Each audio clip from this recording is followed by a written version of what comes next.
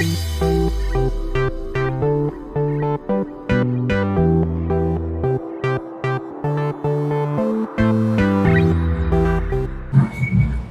warahmatullahi wabarakatuh. Salam FG. Bertemu lagi bersama Kak Farhan di channel Fantastic Genius, channel yang membahas materi pelajaran matematika, fisika, dan kimia tingkat SMA. Pada pertemuan kali ini, kakak akan membahas materi pelajaran kimia tentang struktur atom dan sistem periode unsur, khususnya tentang atom dan unsur. Ya, langsung saja kita ke materinya adik-adik. Pada pertemuan sebelumnya, kakak sudah mendefinisikan atom, unsur, senyawa, zat, dan lain-lain yang berhubungan dengan partikel penyusun setiap benda yang ada di alam semesta ini. Nah, pada pertemuan kali ini, kakak akan lebih menspesifikkan pada pembahasan atom dan unsur. Dimulai dari atom. Atom itu, ya, mengingat kembali, definisinya adalah bagian terkecil dari suatu zat atau suatu unsur, ya. Atom itu bentuknya seperti apa sih? Gitu. Atom ini kan sangat kecil ya. Ya, untuk adik-adik ketahui dan adik-adik bayangkan, atom ini benda yang sangat kecil sekali sampai-sampai tidak bisa dilihat oleh mikroskop biasa. Dia hanya bisa dilihat oleh mikroskop elektron. Untuk mikroskop biasa, dia hanya bisa melihat seukuran sel atau bakteri. Sel, ya mungkin adik-adik pernah mendengar istilah sel pada pelajaran biologi, itu unit terkecil pembentuk makhluk hidup. Nah, atom ini jauh lebih kecil dari sel, kecil sekali. Terus bentuknya seperti apa? Di atom itu ada apa saja? Nah, di sini yang akan kakak jelaskan. Atom itu terdiri menjadi 3 bagian, yaitu proton, neutron, dan elektron. Proton dan neutron ini berada pada inti atom, sedangkan elektron berada pada kulit atom. Jadi gambaran sederhananya seperti ini adik-adik. Ini intinya, tengahnya itu proton dan neutron, kemudian di pinggirannya atau kita sebut kulitnya itu ada elektron. Nah, proton ini ada tanda tambah, artinya proton ini bermuatan positif, elektron bermuatan negatif, sedangkan neutron itu tidak bermuatan atau netral. Ya, dalam proses perkembangan ilmu pengetahuan, sejarah teori atom ini ya terus berkembang dari waktu ke waktu.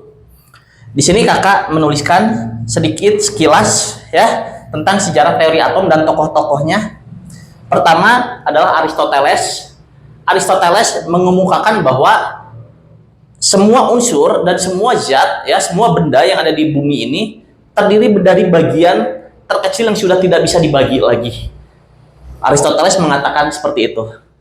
Nah, yang disebut dengan atom. Atom itu kan diambil ya dari kata a dan tom. A tidak bisa, tom dibagi. Jadi atom tidak bisa dibagi. Nah, yang mengusulkan nama itu ya Aristoteles ini. Tapi dia belum bisa mendeskripsikan lebih jauh atom ini seperti apa bentuknya. Kemudian dilanjutkan oleh Dalton, teori atom Dalton, ya nama orang yang menemukannya Dalton. Itu pada tahun 1803. Dalton mengatakan bahwa atom ini berbentuk bulat bola, seperti bola begitu ya. Seperti bola. Dan dia hanya mengatakan atom ini bagian terkecil saja, begitu. Kemudian diteruskan oleh Thomson. Nah, pada saat Thomson, ini dia sudah mengatakan bahwa atom ini enggak hanya polosan bola gitu. Di pinggirannya itu menempel zat lain yang disebut dengan elektron. Jadi waktu Dalton belum bilang ada elektron. Nah, di saat Thomson lah mengatakan bahwa atom itu ada zat lain loh di pinggirannya yang dinamakan dengan elektron, begitu. Kemudian Rutherford tahun 1910. Tadi Thomson tahun 1897. Nah, Rutherford ini dia mengatakan bahwa memang betul atom ini ada elektron. Tapi posisinya begini. Kalau Thomson dia bilang atom ini dan elektronnya itu menempel. Ya. Jadi mana intinya, mana kulitnya itu nggak jelas, kayak menyatu aja. Seperti ya, sering disebut seperti roti kismis, begitu. Jadi ini apa namanya, inti atom di pinggirannya nempel elektron begitu. Sedangkan Rutherford mengatakan bahwa inti atom itu kecil sekali dan antara inti atom dan kulit atom itu terdapat ruang kosong. Jadi adik-adik bisa bayangkan seperti tata surya, matahari sebagai intinya, planet-planet sebagai elektron yang mengelilinginya. Nah, antara matahari dan planet itu kan ruang kosong ya, begitu. Kalau Thomson kan bilang inti atom dan elektron menempel, sedangkan kalau Rutherford mengatakan bahwa inti atom dan elektron itu terdapat ruang kosong di situ. Jadi seperti tata surya. Kemudian Bohr tahun 1913, hanya beda 3 tahun. Nah, Bohr mengatakan lagi, wah, ini memang sudah betul Rutherford seperti itu, elektron mengelilingi atom dengan ada ruang kosong. Tapi Bohr mengatakan bahwa elektron itu bisa pindah-pindah dari kulit satu ke kulit lainnya. Jadi Bohr mengatakan bahwa kulit atom itu tidak hanya satu doang gitu. Ada beberapa tingkat ya yang disebut dengan tingkat energi. Ada beberapa tingkatan kulit atom. Nah, atom itu tingkatan kulit atom ya betul, dan elektron itu bisa berpindah dari kulit ke satu ke kulit kedua, kulit kedua ke kulit ke satu, dari kulit 2 ke kulit ketiga, bisa pindah-pindah elektronnya itu. Jadi Bohr ini mengatakan bahwa kulit atom tidak hanya satu tingkat, tapi beberapa tingkat. Dan terakhir pada tahun 1933 itu teori atom mekanika kuantum, nama tokohnya. Jadi teori atom mekanika kuantum ini banyak ya tokohnya, tapi yang paling terkenal ya itu Erwin Schrödinger. Nah, di tahun 1933 itu. Dan di teori mekanika kuantum ini dia mengatakan bahwa elektron itu dia bukan partikel, dia punya sifat dualisme. Dia sebagai partikel dan gelombang. Seperti itu. Nah, untuk detailnya seperti apa, adik-adik bisa baca buku di situ, lengkap sekali sejarah teori atom ya. Kakak di sini hanya memberikan gambaran yang intinya saja. Begitu. Ya, adik-adik. Kali ini adalah unsur. Sebelumnya kakak membahas tentang atom. Kali ini adalah unsur. Nah, unsur, mengingat kembali, adalah suatu zat tunggal yang tidak dapat disederhanakan lagi, tidak dapat dibagi lagi, begitu. Jadi semua benda yang ada di alam semesta ini, khususnya di bumi ini, mengapa punya sifat yang berbeda-beda? Itu karena unsur pembentuknya beda-beda. Unsur pembentuk kayu dengan unsur pembentuk karet beda. Itu kenapa kayu dan karet sifatnya berbeda. Karet tuh elastis begitu, kalau kayu kaku begitu. Kenapa spidol dan penghapus ya ini punya unsur yang berbeda. Kenapa spidol bisa kita gunakan untuk menulis, sedangkan penghapus bisa kita gunakan untuk menghapus spidol. Nah, kenapa menghapus spidol menggunakan bahan penghapus seperti ini? Kenapa tidak menggunakan bahan lain? Ya karena unsurnya berbeda. Setiap unsur itu punya sifatnya masing-masing. Ya, sifat spidol, sifat yang membentuk unsur spidol cocok untuk digunakan menulis di papan tulis. Sedangkan kalau unsur lain, kalau bahan lain begitu ya, tidak akan cocok karena unsur pembentuknya berbeda. Ya, seperti itu gambarannya. Nah, mengingat kembali juga unsur itu ya kayak Na. Na ini natrium, Cl ini klorin, Ca kalsium. Unsur yang ada di bumi ini, di alam semesta ini yang telah ditemukan ada 100 lebih ya, sekitar 117 unsur. Adik-adik bisa melihat di tabel periodik ya. Di tabel periodik di situ sudah ada unsur dari unsur dengan nomor atom 1 sampai nomor atom 117 lengkap. Nah, unsur disingkat penulisannya dengan ya penyingkatan seperti ini. Natrium itu Na. Ada lagi nitrogen itu N besar. Nitrogen ini N. Ya. Ini nitrogen. Nah, untuk natrium itu kan depannya sama-sama huruf N, tapi dia Na.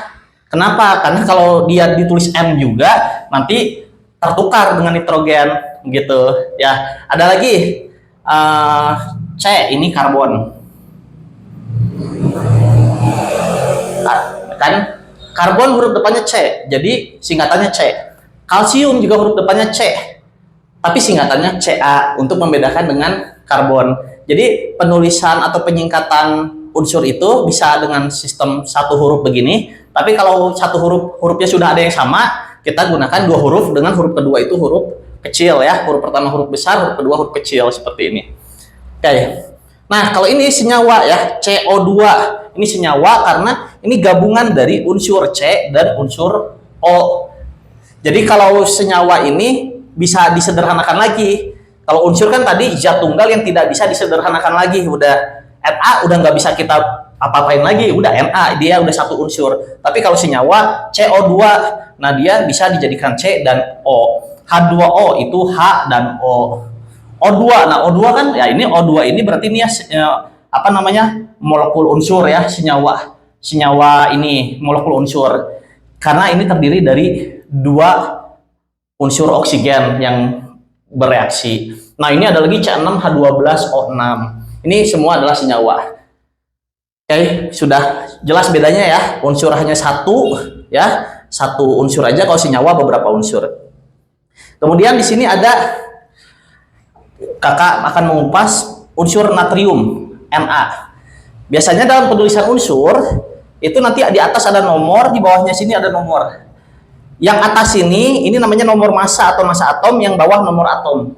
Nah, apa kegunaannya nomor atom dan nomor massa ini?